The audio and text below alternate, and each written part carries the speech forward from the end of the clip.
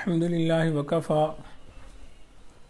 वसलामुन अला इबादिहिल्लज़ीना इस्तफ़ा अम्मा बअद फ़अऊज़ु बिल्लाहि मिनश्शैतानिर रजीम बिस्मिल्लाहिर रहमानिर रहीम या अय्युहल्लज़ीना आमनू कुतिबा अलैकुमुस्सियाम कमा कुतिबा अलल्लज़ीना मिन क़ब्लिकुम लअल्लकुम तत्तक़ून सुब्हान रब्बिक रब्बिल इज़्ज़ति अम्मा यसिफ़ून व सलामुन अलल मुरसलीन वल्हम्दुलिल्लाहि रब्बिल आलमीन। अल्लाहुम्मा सल्लि अला सय्यिदिना व मौलाना मुहम्मद व अला आलि सय्यिदिना व मौलाना मुहम्मदिन व बारिक वसल्लिम। हमने कल भी बात की थी इस हवाले से कि जो रमज़ानुल मुबारक है ये अल्लाह रब्बुल इज़्ज़त की बहुत बड़ी नेमत है जो अल्लाह रब्बुल इज़्ज़त ने हमें अता फरमाई है।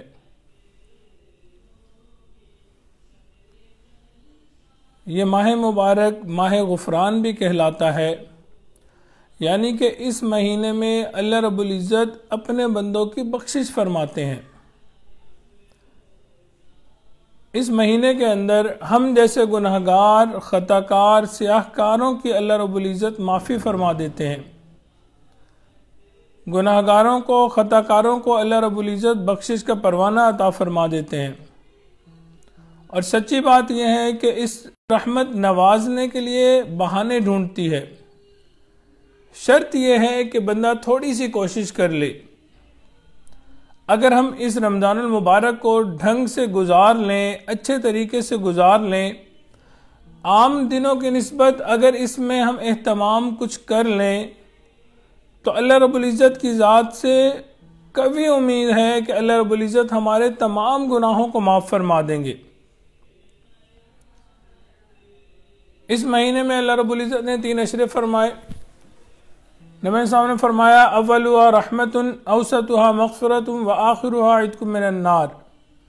तो पहला अशरा जो है, पहले 10 दिन जो है वो रहमत के हैं, और इस वक्त हम रहमत के अशरे से गुजर रहे हैं कि अल्लाह रब्बुल इज़्ज़त की भरपूर रहमतें हैं। एक एक लम्हा, एक एक सेकंड इसका कीमती है। सच्ची बात यह है कि हमें इसके एक एक लम्हे का फ़ायदा उठाना चाहिए, बिल्कुल भी वक्त को ज़ाया नहीं करनी चाहिए। चुनांचे हदीस मुबारक में इस महीने में ख़ास तौर पर 4 चीज़ों का कसरत से हुक्म दिया गया। पहली चीज़ कलमा तय्यबा, दूसरी चीज़ इस्तिग़फ़ार, तीसरी चीज़ जन्नत को तलब करना, और चौथी चीज़ जहन्नुम से अल्लाह रब्बुल इज़्ज़त की पनाह मांगना। तो हम अपनी दुआओं में अल्लाह रब्बुल इज़्ज़त से जन्नत को तलब करें कि अल्लाह हमें जन्नत अता फरमा दे, और अल्लाह रब्बुल इज़्ज़त से जहन्नुम से पनाह मांगे कि अल्लाह हमारे ऊपर रहमत का मामला फरमा, जहन्नुम से हमें बचा लीजिए। कल कुछ चीज़ें मैंने आपको बताई थी कि हमें क्या करना चाहिए, क्या नहीं करना चाहिए। कि रमज़ान मुबारक में नमाज की पाबंदी करें, नवाफिल की पाबंदी करें, सदका ज़कात की पाबंदी करें। आका अलैहिस्सलातु वस्सलाम रमज़ान मुबारक के अंदर सदक़े का खूब एहतमाम फरमाया करते थे। हमें भी चाहिए कि हम खूब एहतमाम फरमाएँ। नबी अलैहिस्सलातु वस्सलाम की सखावत झोंके मार के चलने वाली हवा की मानंद हुआ करती थी। तो इस माह मोहब्बत में हमें भी ये काम ज़रूर करना चाहिए। फिर हमें नवाफिल का एहतमाम करना चाहिए। अगर हम आम दिनों में नहीं करते तो हमें फ़राइज़ के अलावा नवाफिल का भी एहतमाम करना चाहिए। हमें इशराक पढ़नी चाहिए, चाश्त पढ़नी चाहिए, अवाबीन पढ़नी चाहिए, तहज्जुद पढ़नी चाहिए। अगर मस्जिद में कोई जाता है तो तहियतुल मस्जिद पढ़ें, वज़ू करते हैं तो तहियतुल वज़ू पढ़ें, सलातुत तस्बीह पढ़ें। अच्छा, आम दिनों में भी इनका फ़ायदा है, लेकिन रमज़ानुल मुबारक में रेट बढ़ जाते हैं, अजर बढ़ जाया करता है। अगर हम मिसाल के तौर पे इशराक की नमाज पढ़ेंगे तो इशराक का वक्त कब होता है? सूरज निकलने के बाद वक्त शुरू होता है, निस्फुन नहार तक होता है। कम अज़ कम 2 रकत पढ़नी चाहिए, वरना 4 रकत तो ज़रूर पढ़ें इशराक के। और इशराक पढ़ने की फजीलत क्या है? आका अलैहिस्सलातु वस्सलाम ने फरमाया जो बंदा इशराक के नवाफिल पढ़ता है अल्लाह रब्बुल इज़्ज़त उसको एक हज उम्रे का सवाब अता फरमाते हैं। सोचें, घर में बैठे हुए हम नवाफिल पढ़ते हैं और अल्लाह रब्बुल इज़्ज़त हज और उम्रे का सवाब अता फरमा देते हैं। सुभान अल्लाह, कितनी बड़ी नेमत है। आजकल कोविड का सिलसिला चल रहा है, कितने हजरात हैं जो हरम जाना चाहते हैं, जा नहीं सकते। तो ये बेहतरीन मौका है कि हम इशराक के नवाफिल पढ़ें और अल्लाह रब्बुल इज़्ज़त से अजर कमाएं। फिर इसी तरह चाश्त पढ़ें। चाश्त का वक्त कब होता है? जब सूरज अच्छी तरह निकल आता है कि उसके ऊपर नज़र नहीं ठहरती, तो उस वक्त मिसाल के तौर पे 10, साढ़े 10, 11 बजे के करीब जो है वो इसका टाइम होता है, वो चाश्त होती है। इसमें भी कम से कम 2 रकत पढ़ें, वरना 4 भी पढ़ सकते हैं, 6 भी पढ़ सकते हैं, 8 भी पढ़ सकते हैं। हदीस मुबारक में हुज़ूर अलैहिस्सलातु वस्सलाम ने फरमाया, जिसने चाश्त की 2 रकात का एहतमाम किया उसके सारे गुनाह माफ कर दिए जाएंगे, अगरचे वो गुनाह समुंदर के झाग के बराबर क्यों ना हो। सुभान अल्लाह, 2 रकात नफल चाश्त के और समुंदरों की झाग के बराबर भी अगर गुनाह होंगे तो आका अलैहिस्सलातु वस्सलाम ने फरमाया कि वो माफ कर दिए जाएंगे। दूसरी फजीलत, हुज़ूर अलैहिस्सलातु वस्सलाम ने फरमाया, हर शख्स के हर जोड़ पर सुबह को सदका लाजिम होता है। अल्लाहु अकबर दूसरा सदका है, सुबहान अल्लाह तीसरा सदका है, और इसके शुक्र की अदायगी के लिए 2 रकत काफ़ी हैं जो चाश्त के वक्त पढ़ी जाएं। तो हमें चाहिए कि हम इन नफलों को पढ़ें, अल्लाह रब्बुल इज़्ज़त हमें बहुत अजर अता फरमाएंगे। सुन्नतों के बाद अदा किए जाते हैं, कम से कम 6 रकत इसमें पढ़नी चाहिए, और ज़्यादा भी पढ़ सकते हैं, लेकिन कम से कम 6 रकतें पढ़नी चाहिए अवाबीन की। इसकी फजीलत क्या है?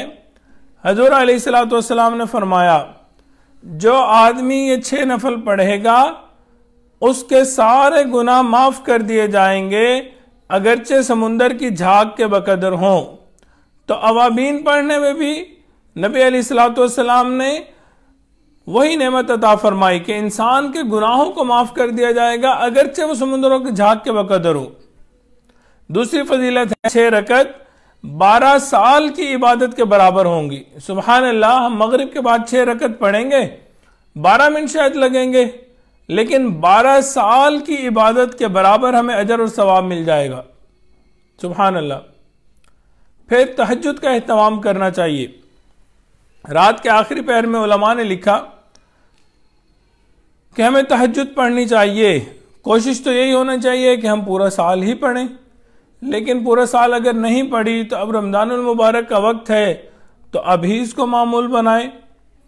और आपने देखा होगा कि सहरी के लिए तो सबने उठना होता है, तो इसका बेहतरीन तरीका यह होता है कि इंसान सहरी के वक्त जब उठे तो ज़रा जल्दी उठ जाए और फजर से पहले आधा घंटा पहले अपने आप को सहरी से फारिग कर ले और तहज्जुद का एहतमाम करे, उस वक्त नवाफिल अदा करे, तो अल्लाह रब्बुल इज़्ज़त तहज्जुद का सवाब अता फरमाएंगे। इसकी फजीलत क्या है? एक हदीस मुबारक में है कि क़यामत के दिन लोग एक हमवार ज़मीन पर जमा किए जाएंगे। एक पुकारने वाला मुनादी निदा लगाएगा, वो लोग कहाँ हैं जिनके पहलू बिस्तरों से दूर रहा करते थे। यानी शब बेदार यानी तहज्जुद गुजार लोग उठेंगे और वो थोड़े से होंगे, ज्यादा नहीं होंगे, और वो बिला हिसाब किताब जन्नत में चले जाएंगे। फिर दूसरे लोगों का हिसाब किताब शुरू होगा। तो ये तहज्जुद कितनी बड़ी नेमत है कि बिला हिसाब किताब इंसान को जन्नत अता करती है। तो हमें तहज्जुद की बहुत एहतमाम करना चाहिए, इन नवाफिल का बहुत ज़्यादा एहतमाम करना चाहिए।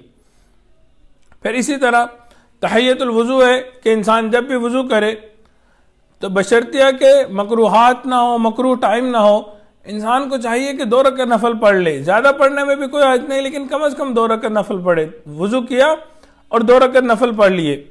नबी अलैहिस्सलातु वस्सलाम ने फरमाया, जो कोई अच्छी तरह वुज़ू करेगा और हुजूर कल्ब से 2 रकअत नफल पढ़ेगा, उसके लिए जन्नत वाजिब कर दी जाएगी।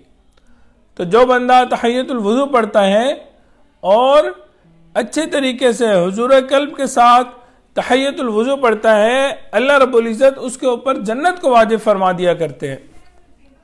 फिर जो मर्द हज़रात हैं वो मस्जिद में जाते हैं, तो रमज़ान मुबारक का वक्त है, तो हमें चाहिए कि हम ज़्यादा से ज़्यादा इबादत करें। तो उनको चाहिए कि वो तहियतुल मस्जिद पढ़ें। एक रिवायत में आप अलैहिस्सलातु वस्सलाम ने फरमाया, जब तुम में से कोई आदमी मस्जिद में दाखिल हो तो उसको चाहिए बैठने से पहले 2 रकअत नमाज पढ़ लिया करे। तो हमें भी चाहिए कि जब हम मस्जिद में दाखिल हों तो तहियतुल मस्जिद पढ़ें। फिर सलातुत तस्बीह मकरूह औकात के अलावा किसी भी वक्त में पढ़ी जा सकती है। 4 रकअत होती हैं जो एक सलाम के साथ पढ़नी होती है। हजूर अलैहिस्सलातु वस्सलाम ने अपने चचा हज़रत अब्बास रज़ियल्लाहु तआला अन्हु से फरमाया, ऐ मेरे चचा, क्या आपको अतिया न करूं? आपको 10 ऐसी खसलतों वाली ना बनाऊं कि जब आप इनको करें तो अल्लाह रब्बुल इज़्ज़त आपके अगले पिछले, नए पुराने, छोटे बड़े, जाहिर पोशीदा तमाम गुनाहों को माफ फरमा दे। सुभान अल्लाह।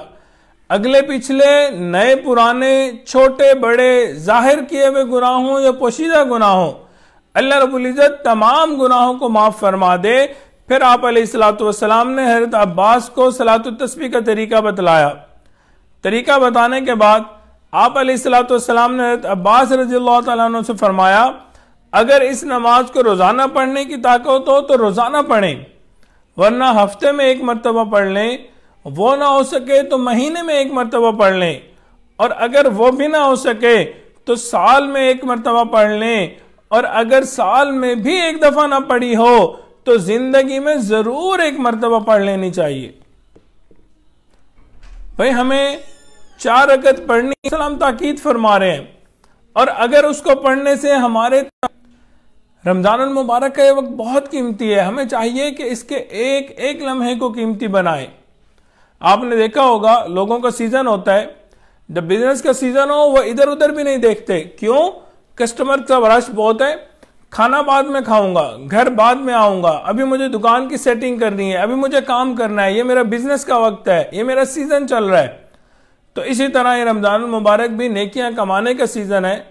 हमें चाहिए कि हम इस सीजन को अवेल करें, खूब नेकियां कमाएं अल्लाह रब्बुल इज़्ज़त से।